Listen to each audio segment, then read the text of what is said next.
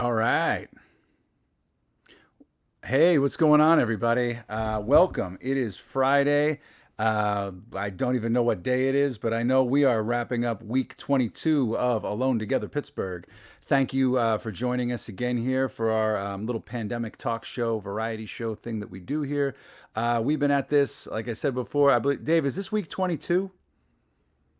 I think this is week 22. I think we've just capped off week 22, and I believe we're somewhere in the 70s an episode. So when we started the show, if it's your first time watching tonight, we started the show as a way to keep a sense of community. When the shelter-in-place order came down, we went live the night that that order came into place, and we've been at it ever since, doing the show 3 or 4 nights a week, having a variety of things on the show. So tonight is no different. We've got a great lineup here for you tonight. David Conrad is going to be here with us tonight. Then our two regular contributors, Natalie Bencivenga is going to be doing 5 minutes with, and Dave Bracey is going to be here talking about local brews. But I have a feeling tonight he's going to want to talk about how Fresh Fest went last weekend. I'm not sure. There's a couple other things that we do here on the show. Couple of little pieces of housekeeping for you. Number one, there's a Venmo trickling across the screen here at the bottom.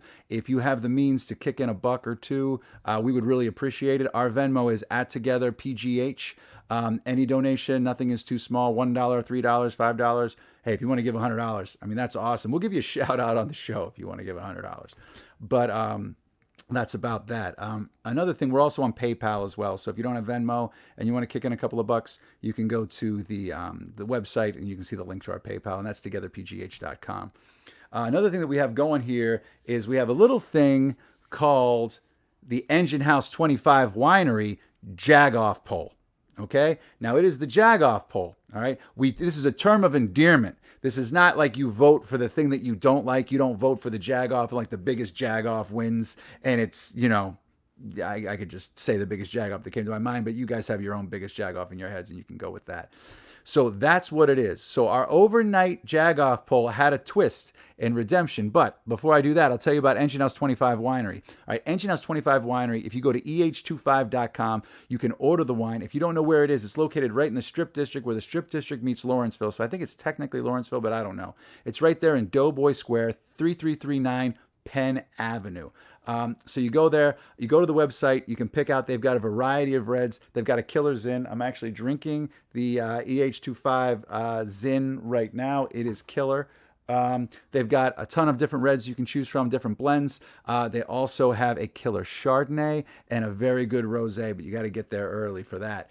Also, they have wine slushies to go this weekend. I don't know what the flavor they're going for, but that's going too. So you go to EH25. They're offering free delivery right now during the pandemic. And if you want to do curbside, they will have it for you. You pay for it online. They bring it out to your car, gloves and mask in your trunk. You're on your way. And if you say you found out about Engine House 25 Winery from Alone Together Pittsburgh, you get $5 off per bottle. That's not per case, that's per bottle. So you get a case of wine, you're saving $60. So head over to eh25.com and tell them Alone Together Pittsburgh sent you.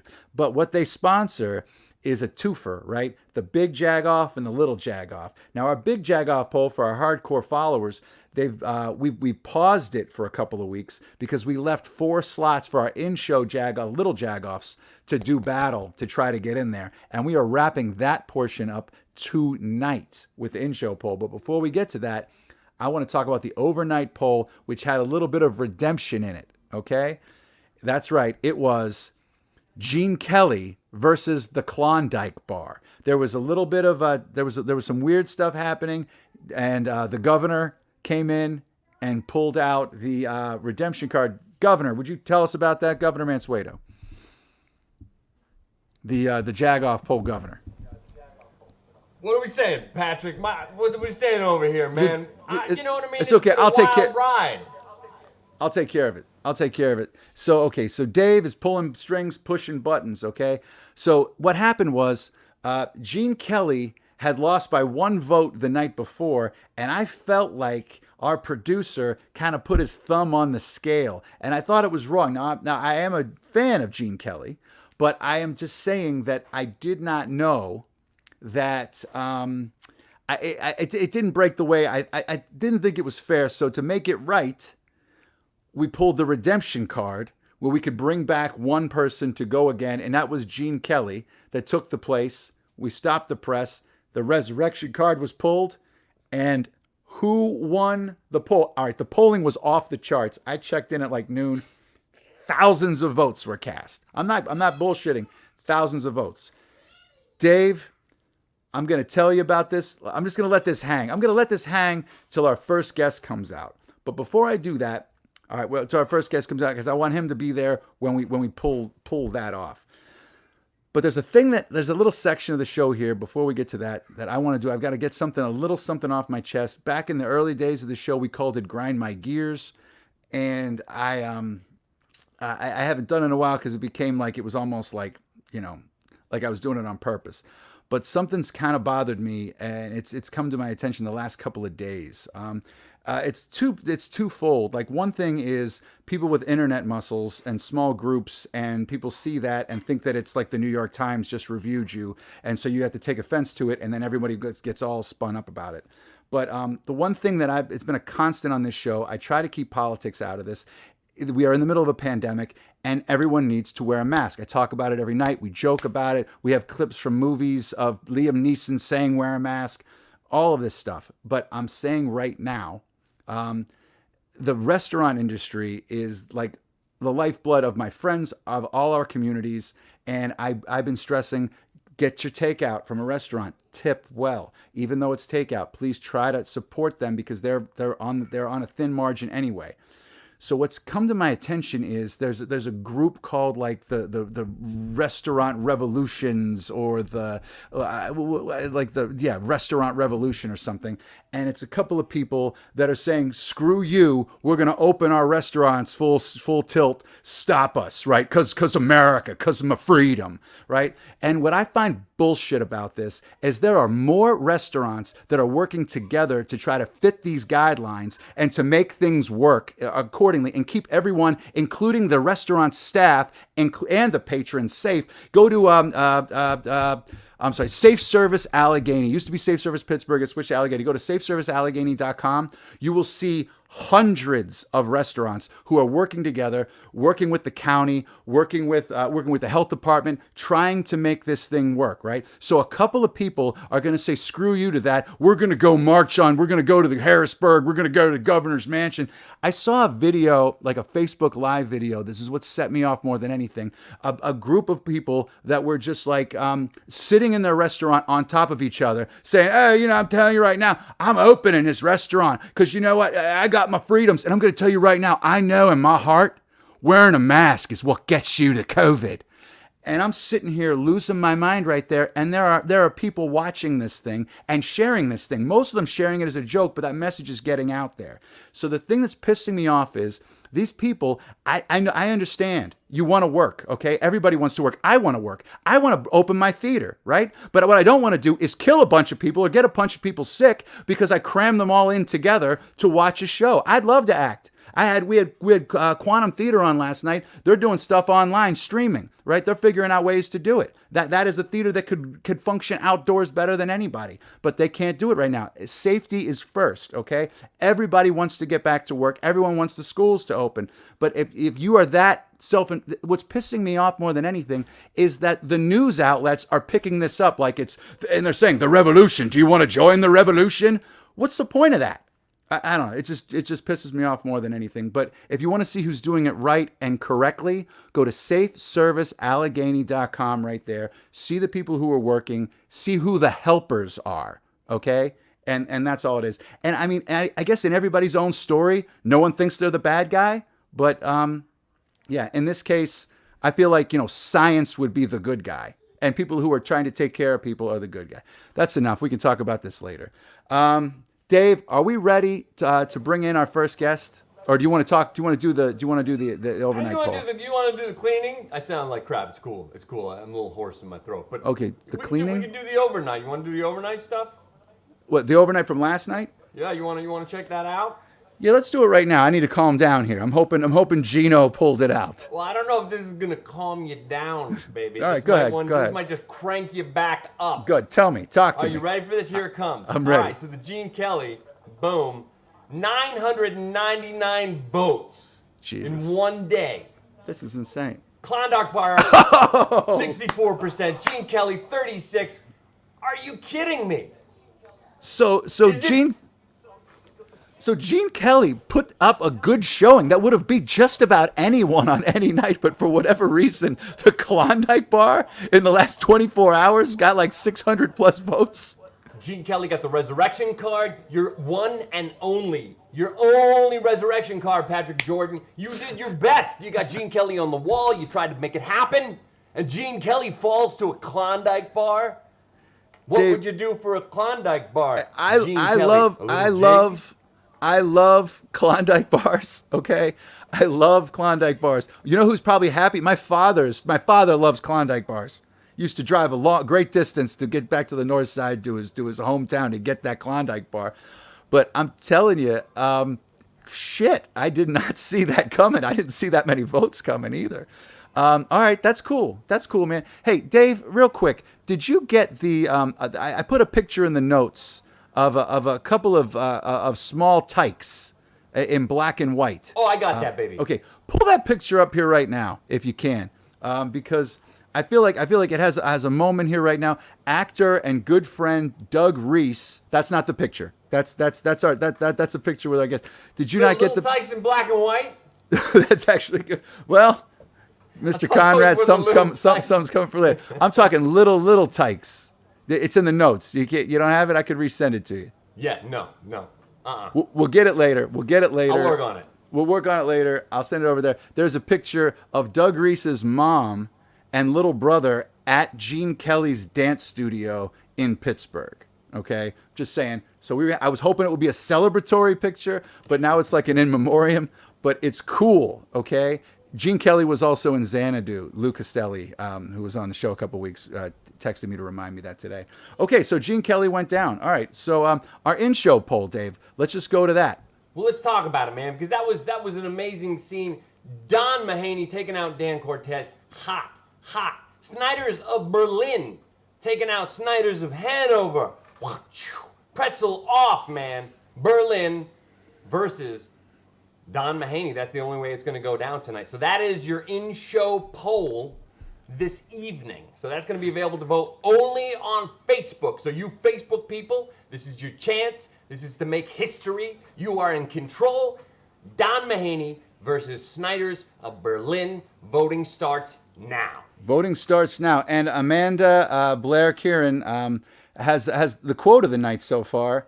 I guess we found out what Pittsburgh would do for a Klondike bar. Kill Patrick's dreams. I'm going to say this right now.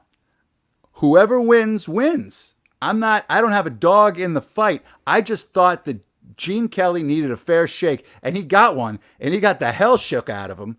Okay, but that happened. Okay, it happens.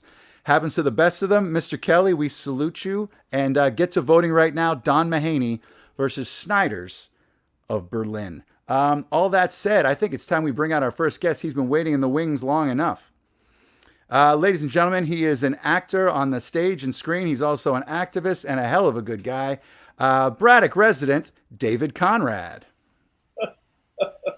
Science is the good guy. That was great, Patrick. It was just coming off the top of my head. I don't remember anything I said, really. It's the danger of recounts. Recounts are a dangerous thing, as we found out. I learned that. I learned that tonight. It backfired. I'm shocked that Pittsburgh votes for a company that abandoned the city that somebody makes these little Klondike bars still. I don't know who it is.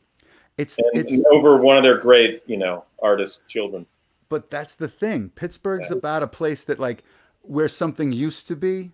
Like you go to get directions. It's like turn left where the Isleys used to be. I used Isleys because of the Klondike thing. I'm going to move forward so my head's the same size as yours. That's cool, man. I can back up, but we could change the camera. Actually, there's a lot of our audience in Spain right now, which wishes that you could get your face all the way up in that camera. Lord, yeah. We had a lot of requests in Spanish for Mr. Conrad tonight when we announced that he was coming on the show earlier today. So, I couldn't translate them, but they all had roses and hearts. So I'm assuming that they like you. I should have studied Spanish in high school. It's a pity. I think Mansueto aced it in college.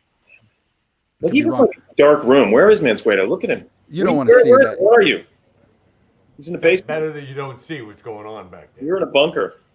He's not wearing any pants. We know that. No, Dave never wears pants. Okay. But all that said, Dave, how have you been handling this pandemic, so to speak? I read all these books. No, when it first started, I have to say, I was kind of, you could feel the sound or the tension, or when the electricity, when there's a blackout and you can hear how much quieter the world is. I felt a kind of spiritual quietness, which was great. It seemed like the rat race kind of died. And for a while, I was like, oh, this is so wonderful. And everything's so sort of chilled out. And the sunsets are beautiful. And people are wandering around with their families. That was nice. Of course, then the economic catastrophe happened. That was bad. Is bad. Mm-hmm. But, for us, for musicians, actors, it's like big study halls. So I went out and bought an electric piano. Like a little keyboard. You're back at that, huh? And I'm trying to teach myself. So I basically play at the level of like a 5-year-old kid from Bencivenga or something. But you could still play. It could be a 5-year-old kid from anywhere. It doesn't have to be Bencivenga. Oh, yeah. But how many times did you say Bencivenga? So shout out. You knew Claire de Lune, though, on the piano, right? Well, just 48 seconds of it. All right, like what I mean by that reference, Dave and I were in a play together called Burn This several years ago, and Dave wanted to play Claire de Lune, and so he basically went to any place that had a piano, and like, can I get an hour at your piano? Like I gave him the keys to my apartment. I had a piano at the time. He used that. The sleeves, you were working with the sleeves. Anybody that you could get a keyboard. So all right, so have you picked? So you're on a 5-year-old level right now. Yeah. It's been a 6-month. It's been a 6-month pandemic. So a little bit of ragtime because I really like old stride piano and like simple Bach tunes and just practicing really. I mean, honestly, I'm at the level of like your daughter could play better if she was taking lessons. All right, are you working with someone? Or are you just like teaching? Yeah, I'm working with a really great guy. His name's Tom Roberts. We had him on the show. Oh, okay, Tom. Yeah. What an amazing dude! Like what a sort of polymathic, oddball, brilliant guy who knows jazz history backwards and forwards and. It's as much a lesson in history as it is trying to learn. And he knows Martin Scorsese. Yeah, it's crazy who he's met in his life. He's worked with him. I mean, he did the score in The Aviator. Yeah, it's one of those crazy things, like he's living up on Troy Hill in Pittsburgh, and here's this brilliant talent. Did he talk to you about his ex-wife? Because he brought that up several times. He brought that up several times on the show. I think he put out like he was looking for a date, and like literally 3 people were trying to find him a girlfriend on the comment section. That's great. But anyway, beyond that, actually, you know what? I've been trying to go to weird neighborhood. Not weird. Sorry, wrong word. Neighborhoods in Pittsburgh that I've never seen before. Mm-hmm. So to drive through them and wander about, like I'd never been through Spring Garden, which is between Troy Hill and the other hill, and amazing. Like what an amazing place. So doing that, just driving places, taking a right, and kind of trying to find my way back home. All right, all right. Now you've been in a lot of films and TV shows, Dave.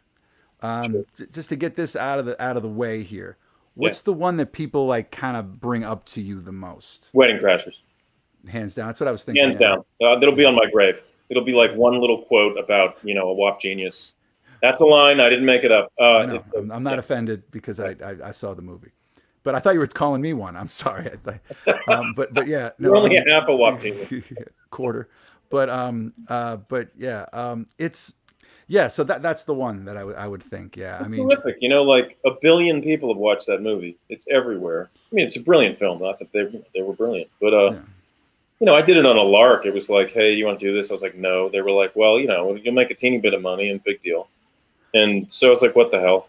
And it lives. I mean, it lives on. You can't. That's the exact story that people don't realize. You've done a million things, right? You've been in movies. You've been in plays. You've been in TV shows. Yeah. And that was 2 scenes, right? Because you came back and you held the guy and you beat him up at the end. Yeah, it was fun. Yeah, it's great. So you worked 2 days. You literally worked. 4-day shoot. I was 4 days, man. Movies. Yeah. Wow. I guess those big budget movies. I got to meet Christopher Walken, which was cool. I came into the trailer and he was finishing up his makeup, and usually he was in the corner because Mr. Walken is particular about his company, and his hair was kind of up in the air, like sort of dyed red, and he was sitting there. And I go up to everyone who's ever, no matter who they are, like all the actors who were in The Deer Hunter. So Walken is super famous for a lot of reasons, but he was in The Deer Hunter. You won the Oscar. Yeah. And I always have to tell them, like, you know, hey, I'm from Pittsburgh, and that was my favorite film, and blah, blah, blah. And, you know, I got to Meryl Streep, you know, George Zonda, De Niro, but there's Walken. So I go up and I ask him about it, and he looks like I'm going to rob him. And then he kind of stares at me and he goes, do you believe in UFOs? And I'm like, what?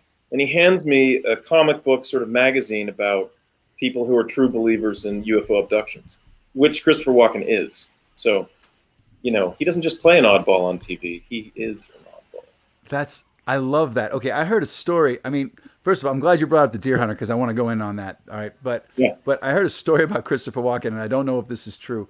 But somebody, it was their first day as a PA, and they had to drive Christopher Walken to lunch. And they basically went up to Mr. Walken, whatever you need, blah, blah, blah, blah. And he said, get a lot of towels, some towels, right? So the kid gets all these towels, and he gives them directions like left, right, and goes there.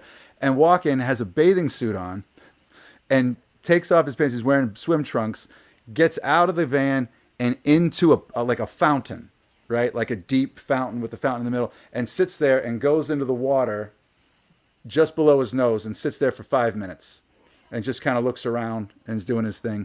Gets back up, gets the towels, gets dried off, you know, puts his clothes back on, comes back to the set, you know, eats something, whatever. And the kid's too scared to say like anything, right? And he doesn't realize what the deal is.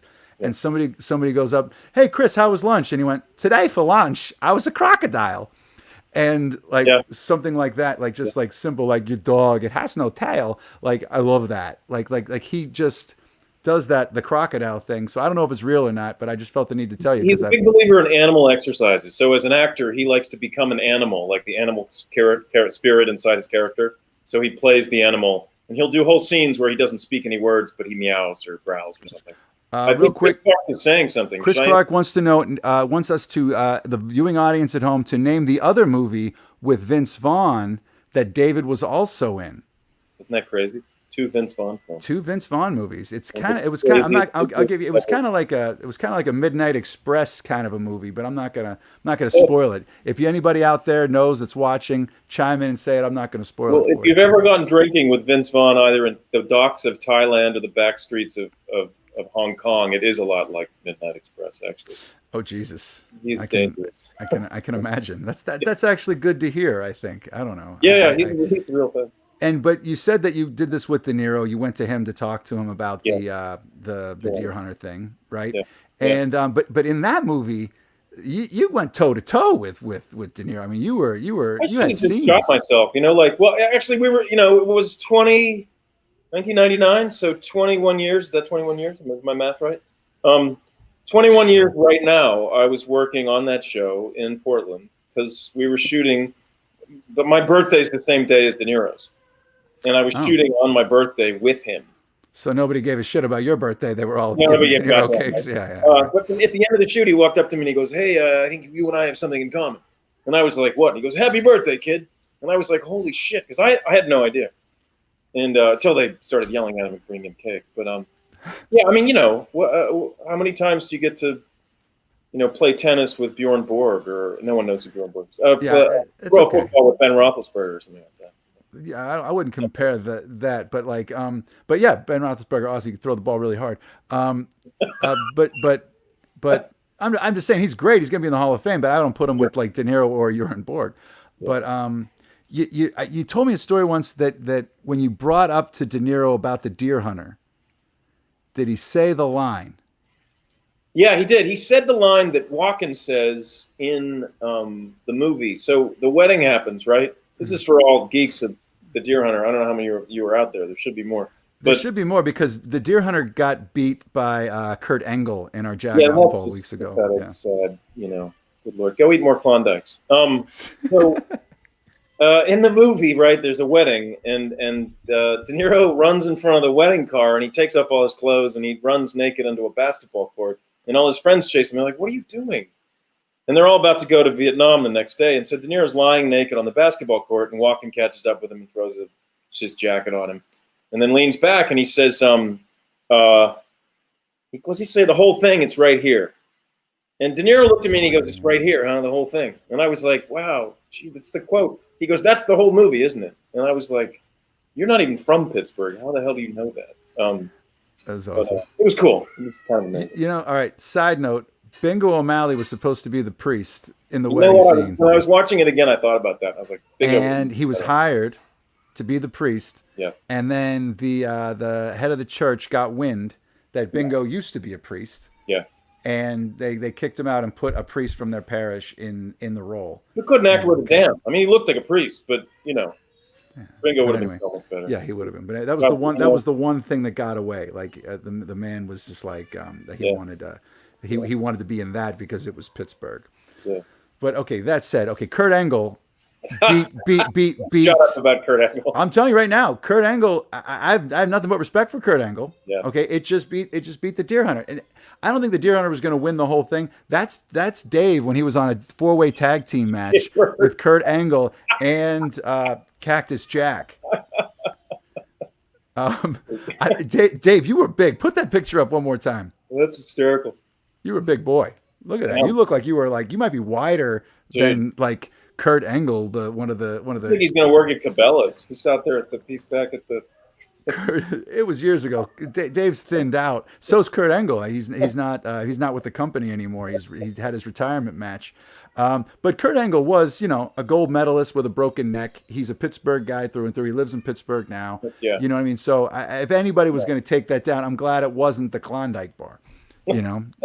So that's all. But when if Klondike ever gets Gene Kelly, let's not even start with Gene Kelly. I mean, come on. Yeah, man. I know Gene Kelly. Not Kelly. even just a great Pittsburgher, like an absolute genius in film and dance and music, like truly one of the seminal American artists. Like he's up there with Walt Whitman, Emily Dickinson. Like Gene Kelly is a brilliant genius who changed film and music. What do they say when Gene Kelly danced? Fred Astaire counted his money. Not that anybody these days knows. I'll take that. Yeah. I'll take your word for it. I don't know. I mean, I've got a picture of Gene Kelly on the wall behind me here, but I'm like when Gene Kelly danced, Mac Miller would have counted his money. How about that's that? right. Oh yeah. So that's the one that Lloyd McClendon stealing first base. That's a beautiful beat Gene Kelly by 1 vote, and I felt like somebody in the booth put the thumb on the scale, and that's why I wanted to bring back Gene Kelly. But for whatever reason, dirty accusations. But for whatever reason, Gene Kelly had a fraction of the votes that he had overnight. He probably 250 more votes he had between last night and tonight. It was really hot today, and people wanted ice cream. People really wanted ice cream. It was. I smelled a rat. They don't want to dance. They didn't want to dance. I'm here to interrupt for one little thing. I think this is very relevant information. Please. Considering we have a couple of actors up on the screen. I want to give you the overnight Jag-off early. That's right. We are going to do the overnight Jag-off early. It's Christ. Patrick Jordan versus Patrick Jordan in Batman. But isn't that James overnight vote? Pittsburgh, you have to choose. Do you like the actor? Do you like the character? Don't think too hard. Just vote with your heart. Suck on that, Jordan. Why? I forgot that that on my birthday they put me in one, and then when we first started the poll, we didn't know what the hell we were doing. They put me in one, and I guess so it's me in Batman versus me in Life. Yeah. And you picked that photo with the sweet mustache. So all right.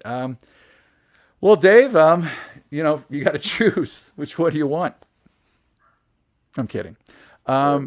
So anyway, apparently we had another sign here. Claire Danes was also in the movie, apparently. Well, Claire Danes was in another movie that came out the same year, which is about people getting caught dealing drugs. It was all ladies, whereas our film was a bunch of dudes. 2 films side by side. Well, Amanda, you have lost you've lost your overlord privileges. You could have just hit Google. But I did audition for both, and was almost in the other one too, which is sad. All right, real quick before we start to phase not out, because you're going to stick around tonight, right? I'm going to be your Ed McMahon. You're going to be my Ed McMahon tonight. All right, that's going to be good. You're going to have to be laughing at all my jokes. Finally, somebody's going to start laughing at my shit. Well, I have to do I have to do infomercials about retirement homes. And the Publishers Clearinghouse, don't forget. Exactly. You know what I mean? Yeah. Ed McMahon would like just basically at the beginning of those takes, you could just see the bottle like just coming out of the shot. Hey, Publishers Clearinghouse, buy some magazines. One great thing what's what's reaffirmed your faith in Pittsburgh during the COVID sort of shutdown quietness? Have you seen anything that made you go, oh, that's why I love this town? Early on, there was a lot of people that were stepping up, doing things, trying to raise money for the food bank. Yeah. We had a bunch of people on the show. We actually we have to get back to it. We kind of like kind of strayed away from it. We started doing a thing where we were looking for the helpers, like the Mr. Rogers helpers. There was a guy who ran a 47-mile marathon in his backyard to raise money for the food bank. Oh, yeah. In his backyard. I heard about that. Little Xander Cope rode his ripstick for 2.5 hours without getting off it and raised $3,000 for I believe 412 Food Rescue. Like there was like things like that, people stepping up to do it. But this, honestly, I talked about it a little bit. This Safe Service Allegheny County thing is like a showcase for what the restaurant industry is doing to step up to keep things safe. Yeah. I mean, there are people that are pissing me off, but they're getting the mixed messages. There are still people that are, the mask thing, the not wanting to wear a mask, the you're stealing my freedom thing as they, click their seatbelt on the way home because they get a click it or ticket, but this is different, right? Yeah. So, but I don't know. But I mean, I think that's kind of reaffirmed me that people are like, for the most part, kind of caring. You know what I mean? How about you? Yeah, it's just that people still wave you in. I've seen more people sort of waving the old Pittsburgh left, and folks crossing the street, folks just stopping and going, yeah, that's cool, go ahead. It's just that checking in, with people. The kind of eye contact you see between Pittsburghers on the street. Speaking of checking in, have you checked in during lockdown with people that you hadn't talked to in a while, like maybe like even like high school buddies? Yeah, my high school pals. Yeah, we're the kids that were a couple years behind me, and then my class. Dave, is there a picture, a black and white photo? Oh, Jesus. That you might have there in the booth? Yeah, there they are. Yeah, there you go. All right, so the guy in the middle is a genius from Italy. His name's Claudio. He speaks about 7 languages, and he lives in France now. He's a photographer. That's on a ranch out in Colorado. So we drove across the country, and we ran into him when he was doing a photo thing on the ranch, and it was hay collecting season. So we got to drive around and collect the hay. And on the left is one of my closest friends, Brendan. Brendan actually still teaches at Kiski. And then the long-haired silly guy, that's me with my Kiski letter jacket that I still have. Does it fit, though? It still does, yeah. I mean, Christ, Dave, you haven't aged much, but your hair's shorter. But I just cut it. It was about that long. That's a shame. Okay, would have been like you should. I could have done the little. Yeah. What would have been great is if we came back and you had your Kiski jacket on. I should go get it right now. No, it's cool. It's cool. So stick around if you're watching at home. Dave's gonna stick around. He's gonna be my Ed McMahon. So if you got any questions for him, wait, what is this? Who's this? Who's that guy? That's Pat Jordan. That's Pat Jordan, isn't it? That looks like an Irishman. But I don't know. It's me. We could be related. I don't know. That's James Nesbitt, everybody. He's a very, very good. I think he's Irish or Scottish, but he reminds me of Patrick. If you ever have a chance to watch him, he's a great actor. Well, I'm hoping he's Irish because that's what I am. There you go. But okay, we'll check that out. Thanks for pulling that up. We might have some more funny stories. We've got Amanda. She's chiming in, even though that she didn't Google correctly. She agrees that Brendan is the smartest man in all of the land. Smart guy. All right, so stick around. We're going to get back with David Conrad, but right now we're going to have one of my favorite segments, 5 Minutes with Natalie Bencivenga. Let's see who she has this week.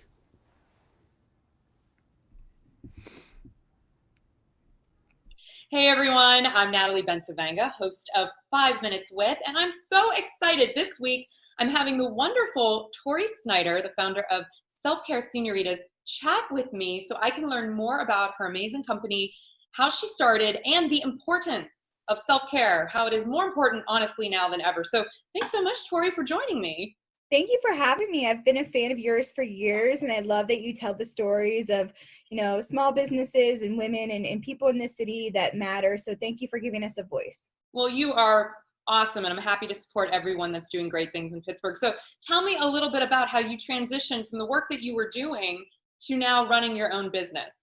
Yeah, so I have a kind of a crazy trajectory. I worked in higher ed doing diversity and equity work for about 9 years and still do that on the side. Then I left there to work in the film industry, which none of those tie together. And so in the film industry, I worked as a producer, got a few awards and worked with some really great people in a company. And got to the point where, you know, I was running too many projects at once, doing too many things in the community, maintaining myself in an active lifestyle. And then I decided to become a mom. And so now as a mom, I'm also running around with a gorgeous little toddler, and it just became too much. And my body literally shut down. It burned out. And the doctor said, you need to take 2 weeks off. You need to rest. No screen, no TV, no work, no computer. Having worked since I was 15, I had no concept of what that meant or what I would do. And that's when I realized that I needed to change my lifestyle. If I was going to be around for Braxton, I needed to be of sound mind, body, and spirit. And I just wasn't that in any way, shape, or realm. So July 22nd, 2019, I started with this idea called Self-Care Señorita, which was a blog. And now it has morphed from a blog into a wellness community. And we're going to be producing some physical products and more workshops and conversations, and actually a course coming up soon. That all sounds amazing. And so when you're talking about self-care, what does self-care mean to you? And were you surprised at what people were asking for?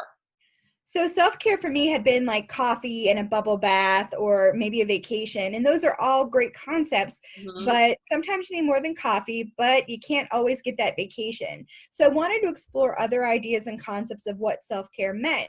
And so I figured if I needed to explore the idea, that my friends and other people needed to explore the idea as well. So how do we share in this collective agency of understanding different forms of self-care? So that's mental, emotional, spiritual, and physical. And so I started a journey and I blogged about it and then created kind of a Facebook group, and it's just grown from there. And so you can follow us on Facebook and Instagram, even Pinterest. You can pin some of our self-care ideas. And just kind of taking a tour of what it means. One area that I explored that I didn't think I'd enjoy was rock climbing. I did it over at Ascend on the south side, and it was a wonderful form of self-care. Would have never gotten into it if I wouldn't have challenged myself to find other forms outside of what I normally thought was my own self-care.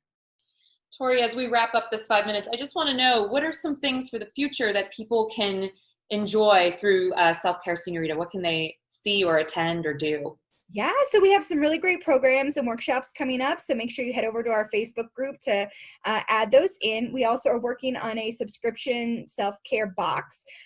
So the different themes will be meditation, sleep, eating right, financial empowerment, and the list goes on, covering different areas of self-care. But what is most important about the box is that all the items are sourced from local, small, and minority-owned businesses. So we want to support businesses like Naturally Beautiful, Royally Fit, you know, things like that, to make sure that the forms of self-care that you're getting trickle back down into our economy. We saw how relentless COVID has been on our small businesses, and this is a really great way to take care of yourself, mind, body, and spirit, but also support the local economy. As a minority-owned, women-owned business now, there was no question about that. Any product we were going to use had to be supporting people that looked like me and created businesses the same reason why I did. That's awesome. Thank you so much, Tori, for sharing your story and your new business venture. I'm so excited for you, and I can't wait to learn more and check out your subscription boxes for myself too. So thanks for spending 5 minutes with me. Thank you so much. Bye. Bye. There you go again, Natalie. You find the interesting things, and also the self-care, the boxes. Yeah. The boxes. That's the thing that's happening right now. Is that just in the time of COVID thing that people started putting the boxes together? Is it like the CSA craze is hitting home, even with self-care products? I love it. I think it is a little bit more of that COVID craze, but I thought she was really an interesting person to talk to, because I don't know if you knew this, but she used to work with Ame Alaquiva at your mom's house. So she was really invested in a lot of the production work that he was doing, and she had a baby, and she completely was just like burning the candle on both ends. And, you know, being in this time, I think a lot of people's financials are upside down. A lot of people are out of work. Their schedules are not what they were. And so I thought it was really interesting that she stepped back and then decided to think about something bigger than just herself, how she could impact her community and make a difference in the lives of other people around her. And I thought that was a really cool thing that she decided to do Self-Care Señorita. And it's really exploded. I've been paying attention to her on social media, and she actually won a Multiplying Good Award recently as well for her work. So she's really making some moves, and I just always appreciate people that are just like doing things, especially in trying times, you know? Well, that's something what David and I were talking about earlier. Plus, I mean, she counts as a helper, man. Oh, I'm just yeah. saying right there, like that's the thing. Oh, yeah. She fits right into She'd that. been through something too. Like she'd actually been through some stuff and was like, I better figure out a way. And to share that, that's great.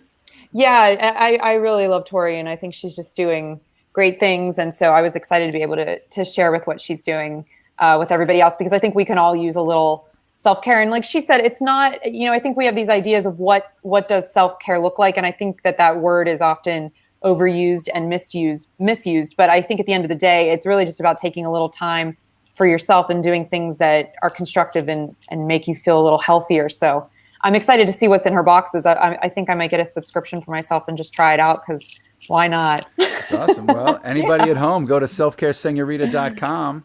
And don't forget that not all self-care should be on camera. So, you know. This is very true. This is true. So Natalie. Yes.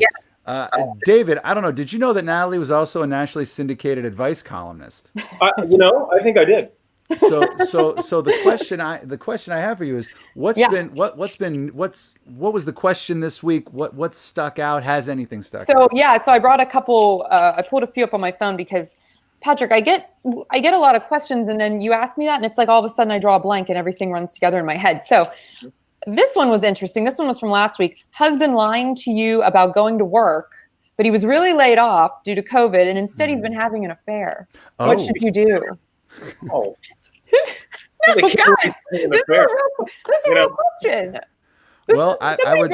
Right, and on top of it, they're religious, so she's having a hard time moving towards divorce because she's afraid of how her community will react. This is very layered. Very layered. All right. Tell me what you think. Here's what I think. I'm going to put this to David after. Yeah. But I want both your opinions. My opinion, what should she do? I think the first and foremost, she should get tested. Mm-hmm. Yeah. Okay. For a couple of things. Yeah. You know what I mean? I would get the full gamut. Oh yeah. And a COVID test. Absolutely. And then step 2, I would give that to the professionals to take care of. I would just take care of the necessity. If you want to talk about wellness, I would clear that up quickly. Right. And then, I don't know. Like I said, we've talked about this kind of thing before. I would not want to be in your shoes as an advice columnist. Yeah. To give advice to this person because, I don't know what to. I don't know the ins and outs. Like trying to do the sympathy thing, where like I'm laid off, honey, and I was out there, trying. Yeah, I mean, to me, that was like the dirtiest part of this. Was like that. You saw David and I's reaction because I was going along with, he was lying that he got laid off and saying he was going to work because he was ashamed. He was ashamed. He was just trying to like Kurt Russell and Overboard. He's like cutting fish heads or something like he's doing 2 jobs. But no. He was shacking up with. I like Donna's answer is murder off the table. Oh God, it's never really off the table, Donna. Conrad, put it aside a little bit. Conrad, take it. Yeah, tell me your thoughts. What would you do? No, I mean, gosh, you can never. Whatever relationship is its own universe, and if you're part of when do you forgive and when you don't? I mean, that's a personal choice. But good Lord, that's rough, man. I know. Yeah. I felt bad for this woman. I mean, it was interesting that piece got like 400 and some comments, and people were just like, what are you even? I always try to be compassionate with how I respond because, people are entrusting me with their questions, and I take it really seriously. And having a background in social work, I really try to look at it through the lens of like a therapeutic response. So that means a lens of empathy, right? But people, when they respond on the comments, they are just like, she's an idiot if she were ever to think of staying with him. And it's very easy to say these things from the outside looking in, right? Because we're not dealing with it. But in reality, we don't know her financial situation. We don't know if she can afford to leave him. We don't know if she has support, if she has family, if he's abusive. Like there's so many things that have been left out of the letter. And you brought up the religious community. Right. And you have this sort of, kind of oppressive layer around you. But obviously at the end of the day, I told her, I think whatever is healthiest for you. But from my perspective, I don't see how you even move forward because he's moved on. Like, what are you going to do? I mean, Has he, or does he want to get back? No, it sounded like he wanted a divorce. Oh well, then her decision's made for her. That's what I said. I mean, she doesn't have a choice unless it's like Utah religions. I don't think that religion. I don't think that there's anything that can be done with it. All right, so that's cool. That was a good question. Good question. Yeah, I get some good ones. I really do appreciate people even entrusting me, because sometimes I'll have long email conversations with people even after I've answered their questions, because they're so layered, or some of them are a lot more intense, and I like to make sure that I'm following up to make sure that people are hanging in there, because approaching it with empathy, and being nationally syndicated, you could go the Mark Madden route of let's just throw more oil on the fire. Did you hear that, Mark? Right. That's just a great thing to hear. I mean, talking about what's great about Pittsburgh, the idea of hearing the story and trying to figure out what's the truth in the story, what's the actual narrative. Yeah, and I think it's often reading what's not being said in between those lines than what is being said. So it's a wild ride, guys. It is. It's a wild ride. All right. Yeah. So before we let you go, Natalie, Gene Kelly or Klondike? Well, that's over. Gene Kelly lost to the Klondike bar. The moral vote. Come on. I mean, I would have picked Gene Kelly. See? Okay. I mean, but I was never a big Klondike person, so there is that. All right. So then, Don Mahaney or Snyder's of Berlin. Okay. Well, since I went with a person in the last one, I'll go with the food item this time. So I'll go with Snyder's. Oh my gosh! All right. Well, that's the overnight one, Dave. All right, fine. Well, where would you go with the? Doesn't matter. Dave just brought this up. Where would you go with the overnight? Would you go with me or me and Batman? I don't know, but I'm feeling the stash. Oh, good. And I'm not even really into facial hair, but it's just working for me. So I'm going with that one. All right, so that one will be on Together This PGH. is a scientific poll, clearly, people. Yeah, that one will be on togetherpgh.com/vote. The other one is the in-show poll right now. Make this be over quickly. I hope whichever one of those things wins goes against Klondike next week, and then my clock will be cleaned, because apparently the Klondike brigade is thick. It knows no bounds. Not at all. Well, Natalie, thank you so much, and we will see you next week. Yeah. Absolutely. And we'll see you next week for another 5 Minutes With. I have some good guests coming up, so I'm excited. Oh, fantastic. You'll be excited for who we bring on Friday, too. Awesome. Okay. Take it easy. Bye, Natalie. Thank you. That was 5 Minutes with Natalie Bencivenga. Before we move on to our next guest, I want to tell you a little bit about another sponsor of ours, Red Start Roasters. Local coffee roaster. They are fantastic. If you go to redstartroasters.com, you can receive 10% off your order if you use the coupon code TOGETHERPGH. They are the only bird-friendly coffee roaster in the Pittsburgh area, and they are still doing free delivery in the 412 area code, much like Engine House 25 Winery. If you buy the stuff online, they will bring it to you or ship it to you. You will have it within the next couple of days. What's a bird-friendly coffee roaster? It's the way that they get the beans and roast the beans, and something with the beans where they have the netting and Dave, take it. Mansueto, tell Dave what the bird-friendly coffee roaster is. The birds, they approve of the coffee, they deliver the coffee, they drink the coffee. The birds do.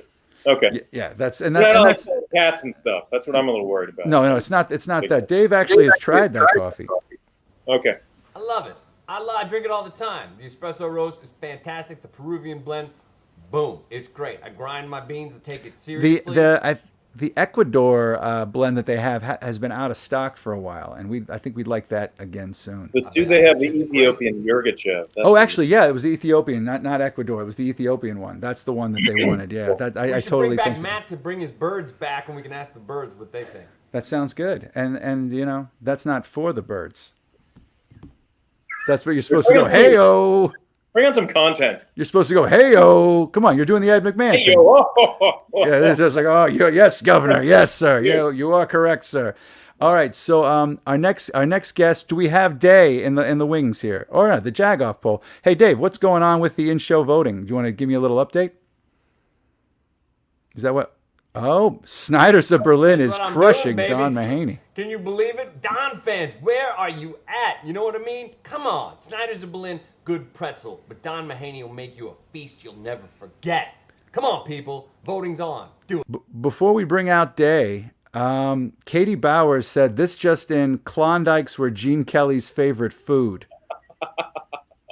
And she said fact, but is that a fact? I mean, she gave like 4 high fives and a hallelujah. I'm saying, is that, Katie, is that true? It's possible. I mean, you said fact, but is that like, this is the time of alternative facts? You know, I hope I can see a short film where there are trucks delivering Klondikes to Gene's Beverly Hills mansion. And he's sitting there, missing Pittsburgh, surrounded by wealth and his, awards. And somebody gives him a Klondike. God bless him. Gene Kelly. Gene Kelly. Ladies and gentlemen. We hardly knew ye.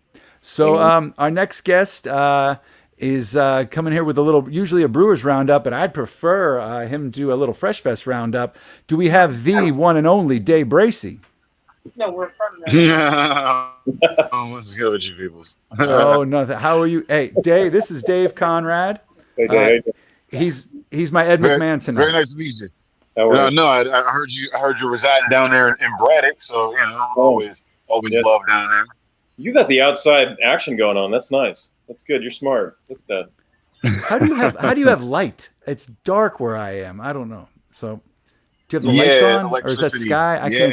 I can't tell if it's like sunlight or electricity. That's that old Tesla going on. You know what I mean? Like harnessing the power of the sun or coal. I don't know exactly what powers this building.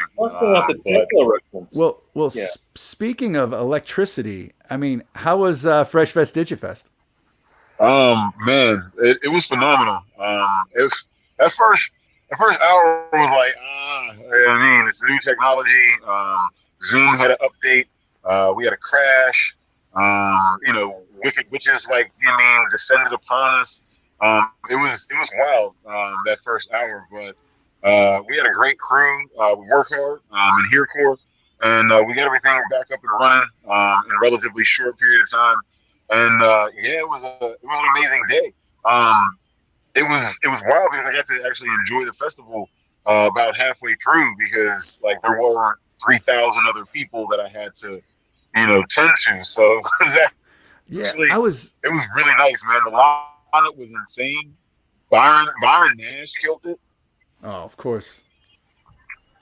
Like, he came through. He did like this improv set with his drummer. We had Funkyard X. Those guys, they did this coming in the air, it was, I don't know. There was a lot. It's still there. The festival's still there. I've been checking it out. I saw some of it. Pete saw like the bulk of it. Pete was like glued. He was sending us updates like, check this out. He was like a kid at Christmas watching it. And then there was the kitchen channel. A lot of people had a lot of people really enjoyed the cooking channel. Like Jackie Page made these shrimp and grits. The burgers guys came through with Q Perry. Speaking of which, Drinking That Palate, their collaboration that dropped here. So it was, the brewing channel. We got to talk to Rob Todd and folks out of Troves. There was a lot. We still got some cleaning up to do. We got to kind of edit it down a little bit, add some of the forums that didn't get a chance to get aired. So there's still some content coming. We're going to try to clean that up and re-release those. We had to find a place for the DJ channels. Those were insane. We're going to auction off the art that came from them. So we had DJs paired up with live artists. And while the DJs were mixing, they were painting. So those pieces are going to be auctioned off, and half of the proceeds are going to go to the artist, and the other half are going to go to a charity of, the winner's choice. There's, and we still have about 10 beers that are being dropped between now and September 8th. So still more fest, still more beer, still more cause, to be had. So Fresh Fest was dope, and it's going to be doper. There's Pete. There we go. What's good with you, man? How you doing? I'm good. Congrats, man. That was a great festival. How did you spend the fest? Because I know some folks had some small gatherings, like other folks kind of just went through the pack. Like, what did you do throughout the fest? You know what? I started the day by cleaning my house, and I just had it on my TV, but I was bouncing back and forth between channels. I was watching Jackie Page doing the cooking demonstration. I watched the interview, the interviews that were out of McKees Rocks. That was a pretty cool channel. And then I bounced back between that and the DJ sets, but then, occasionally the DJ sets got muted because, fuck YouTube. And so... but it was cool. I thought it was interesting. I felt like I was kind of at a festival, but like on my phone. So that was kind of a fun experience. Yeah. We, like I said, we got to clean up some things, but we're already talking to folks out in England and other countries and trying to, figure out what we're going to do between now and the next fest, looking at another DigiFest. Because, it seems like it's live entertainment, and it seems like people really wanted that. I know I put it on. It was the first festival I got to watch. Like, I've never been able to actually watch any of these performances. And we don't book a bad festival. The talent was phenomenal. And like, I was able to just kind of do the same thing. Like, I had it on in the background while I was like getting work done or cleaning the house. Had some people over, like, so, distancing outside, and kind of had it on in the back. The sound quality was decent. And it's like, these are performances for folks that are extremely happy to get out and do it. So it's not, you don't get any kind of like throwaway sets. Everybody's like there and in the moment. And there's just something to be, you can hear it in the music, you can hear it in the voices, in the performance. And I just kind of missed that. And it was wild watching it because, like, I say like I do all this for everybody else, and there is some of that, but like I do it because like I love live music. Like I love watching people do cool shit. And I spent months. I usually see people like every weekend, 3-4 days a week doing these things. And it's been months since I got a chance to see like anything, anybody that I actually enjoy. It's like, because you have your favorite artists, right?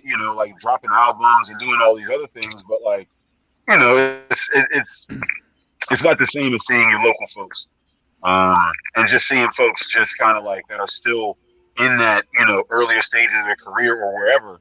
So I appreciate y'all for helping us out with that. And in Pittsburgh for putting on a hell of a show, and everybody else that was involved, throughout the country that sat with us while we had these technical difficulties, and like recorded their Zooms later, or came back at a different time and just kind of worked with it, knowing that we were doing this in a pandemic, and seeing it for what it could be. So I'm excited to go back and fest. I've been festing all week. Yeah, there's a lot of stuff too. Like I had it on. Like I saw DS his live painting. I caught a little bit of Anquanique's set. I saw Elias Curry's set. I saw Live from the City was probably hands down my favorite of the night. He was just amazing. He sounded so good. Because you're always wondering like how that stuff's going to translate to the digital format. And I thought like the set sounded really good. Byron's set was amazing too. Like it felt like he played forever. Did he play for like 5 hours? Yeah. Yeah. Well, so we had them set up in like 45-minute sets and 25-minute sets. We gave Byron a whole hour.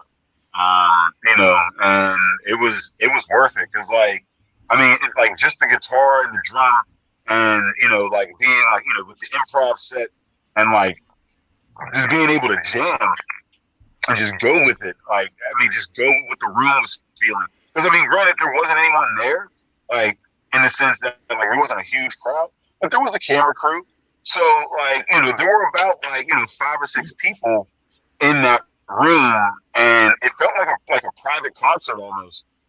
It was one of the coolest things like I've ever been a part of, to be honest. And I've been a part of a lot of cool shit. My own stuff, other people's stuff. Like I've been, but it was just, I don't know, in this pandemic, like to just kind of be in this room, like with the folks, like just pouring their hearts out through a guitar and a drum. It was just, it shouldn't have had it. It probably couldn't have. Like there was so many, But that it was art. It was art in the rough. But I feel like from what I saw of it, that came across, And that festival is like a time capsule of this crazy COVID time that we're in. That cool shit was still pulled off. I mean, that's kind of like the bench. That's like the high water mark as of this point of stuff that's gone on that you've been able to pull that off and still come across as entertaining and cool at the same time. Yeah, I mean, I want to like shout out all the staff, all the people. Like everybody was very professional. Like masked up, was like distancing. They, you know, like it was. There weren't any assholes that were just like, oh, fuck it. You know, there were no divas. There was no ego. There was just everybody needed to be at a certain place at a certain time, and they needed to be there in a certain capacity, and they did. I mean, I've never been a part of a show that ended on time. And like I was, you know, we were in a pandemic, and like, you know, I come in halfway through, and I'm like, so how far are we off? And like the stage manager's like, yeah, we're running about like 5 minutes behind, but I'm gonna make that up on the next one. I'm like, that's fucking unheard of. After 4.5 hours, 4 stages, like, and you're only 5 minutes off. Like, oh, it's just, you know, and it was amazing. They took their masks off when they got on stage.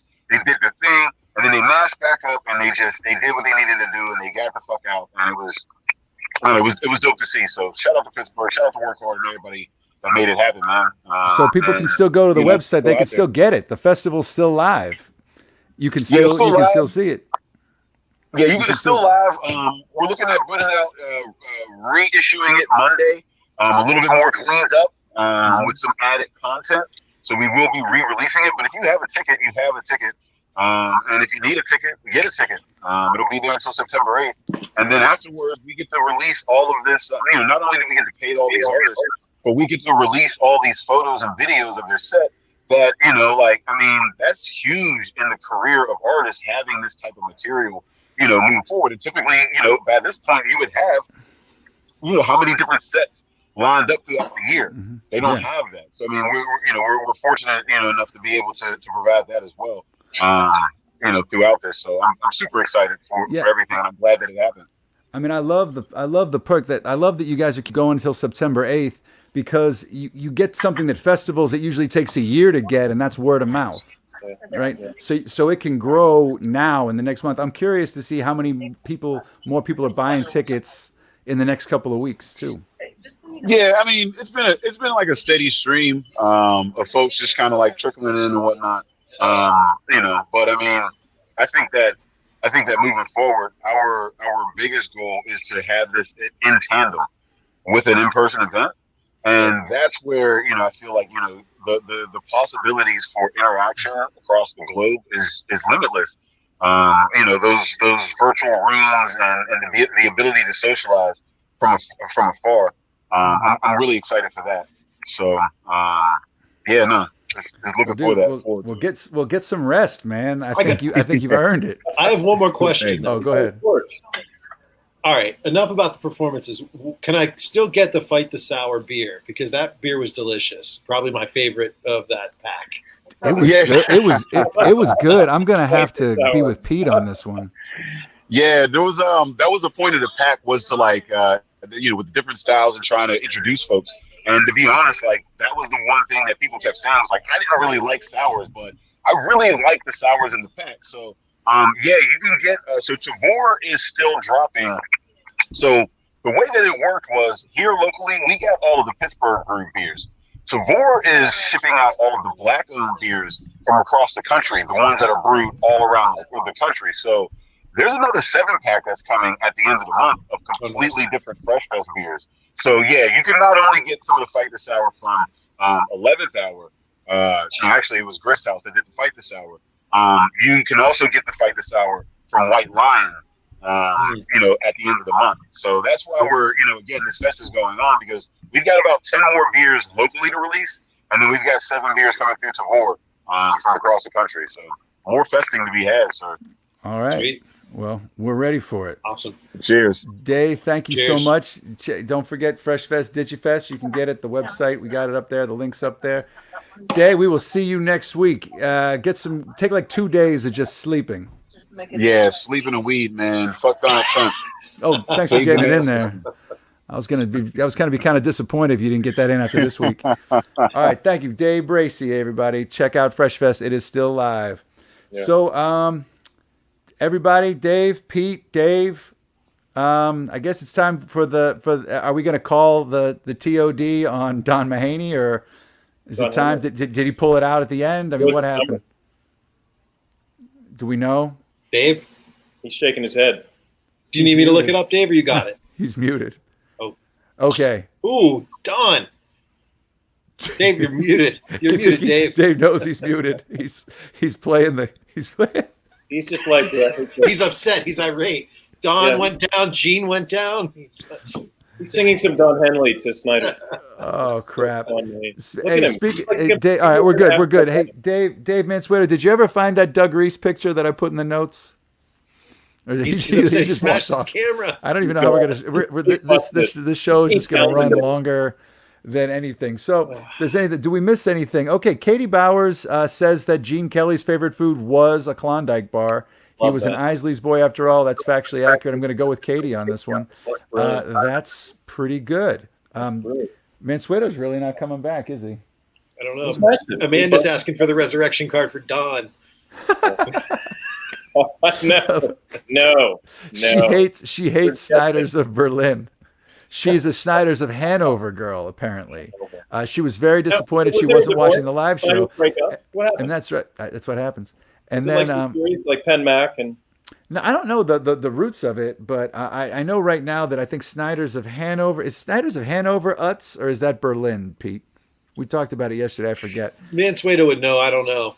Christ, he really knows his chips. I think he had to go Pots. I'm trying. It's gonna be hard to wrap the show without. I think we should do Snyder's of Berlin and a mashup with the old '80s pop band Berlin. Riding. Okay. Well, if there's anything else that we're going to have to kill a little bit of time, Dave's potting. Dave's potting right now. Potting. That's a call. What Dave said about the sort of lust. Maybe that's the wrong word. Maybe that's the right word. But live performance. What he said about going to a live performance, seeing live performance, feeling the energy. I mean, that to me is what's missing in life right now. Oh, right here. This is the picture, real quick. This is Doug Reese's mother and her little brother at the Gene Kelly studio for dancers. Wow. Back in the day. So was Gene's brother? Gene's brother didn't leave. Yeah, but this is when Gene was teaching. They weren't born. Yes, Gene was teaching at this point in time. Really? Yeah. Yes. Way back, dude. Way back. So yeah, Doug Reese. We'll have maybe we'll get actor Doug Reese on the show to talk about this picture and his mom, who lived an awesome life. What the hell is happening above you? I don't know, but I'm trying to. It's Mansueto. He's lost his mind. I don't know. He's potting, I guess. But I'm glad he's bringing back references from other nights. Everyone, if you're watching here, thank you for tuning in to Alone Together Pittsburgh. We're going to be back next week, Wednesday, 8 o'clock. We've got a great series of guests already lined up for you tonight. We're getting ahead of the game. We'll announce that this weekend, everybody who's there, but we got a lot of people that are already confirmed. You will want to be with us, and hopefully we bring back some of that live music entertainment that we were talking about, even though we're on the thing. Subsidize the post office. They need the money. Yeah. And do that, and kick in this Venmo here at Together PGH. It goes to the artists involved in the show. We appreciate everything that you do. Pete, you want to send us home? Black Lives Matter. Peace. Absolutely. Tip your waitress. The whole thing is right there. Tip the to-go, tip everything. Dave, do we have any of the clips? Screw it. You've seen them before. Unless you got... Forgive me if I don't shake hands. Oh, that's good. That's going to be me in the future. You're not shaking hands in the future. That's what it is. And Sally Wiggins, send us home for the weekend. When I walk out and there's someone without a mask and they come too close to me, I'm just racked with fear, and then I want to punch them in the face. Wash your hands. Don't be a dick. Take care of each other. Socially distance. Tip on your takeout. And don't be one of those guys that thinks freedom means you get to get people sick and spread this thing even longer. Yeah. Good night, everybody. We love you.